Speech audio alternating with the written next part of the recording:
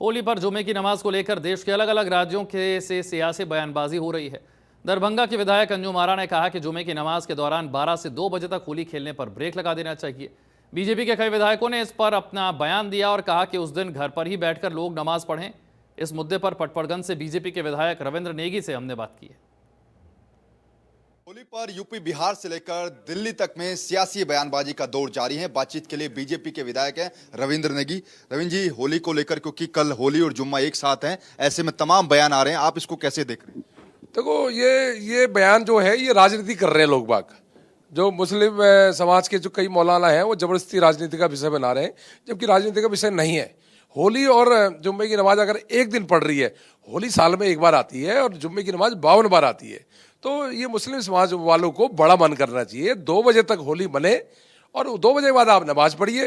आपको कौन रोक रहा है? ये लोकतांत्रिक देश है, जितना हक है मुस्लिमों का है उतना हक हिंदुओं का भी है। भाई, हिंदू अगर होली एक बार आती है तो वो त्यौहार तो मनाएगा ही। अब वो तुम्हारी नमाज के चक्कर में अपने त्यौहार को कैसे रोक देगा? और आप 2 बजे बाद नमाज पढ़िए, 52 बार नमाज होती है।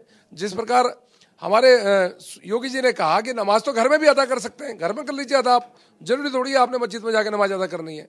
तो कम से कम माहौल अच्छा बनाइए।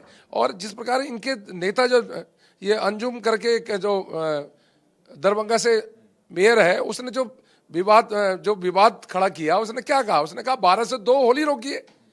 भाई, होली कैसे रोक देंगे 12 से 2? आप रोक लीजिए ना 12 से 2 जुम्मे की नमाज। आपकी हिम्मत नहीं है बोलने की, क्योंकि हिंदू सॉफ्ट है, क्योंकि हिंदू में सेकुलर दलाल बैठे हैं जो हिंदुओं को ही काटते हैं। इसलिए आपने खुल के बोल दिया कि 12 से 2 होली रोकिए। कोई भी सेकुलर ने जवाब नहीं दिया।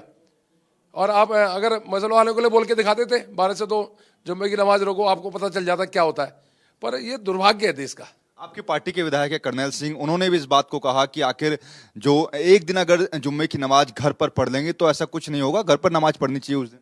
तो मैं फिर कह रहा हूँ, जो लोग नौकरी पेशा होते हैं, जो लोग घरों में रहते हैं, वो घर में ही नमाज पढ़ते हैं। आप भी अपने इलाके के अंदर जो मुस्लिम समुदाय के लोग रहते हैं उनसे क्या कहना चाहेंगे? मैं उनसे ये कहूंगा कि भाई, कल त्योहार है होली का, आप 2 बजे तक हिंदुओं की होली रहेगी। आप गलियों में अगर घूम रहे हैं, नमाज पढ़ने जा रहे हैं और आपके ऊपर रंग लगता है तो आप उसको बुरा मत माने, क्योंकि होली एक बार आती है और रंग लगता है तो बड़ा दिल करें। और दोबारा अगर आपको लगता है कि ये कपड़े खराब हो जाते हैं, उसके बाद नमाज नहीं पढ़ी जाती है, आप दोबारा कपड़े चेंज कर लीजिए जाके। पर त्योहार, होली का त्योहार है, उसको मनाने दीजिए। देखिए साहब, देवकी नंदन ठाकुर कथावाचक हैं, उन्होंने कहा है कि होली मुबारक ना कह के होली की शुभकामनाएं कहिए और मैक्सिमम जो सनातनी शब्दों का यूज किया जाए तीज त्योहारों पर।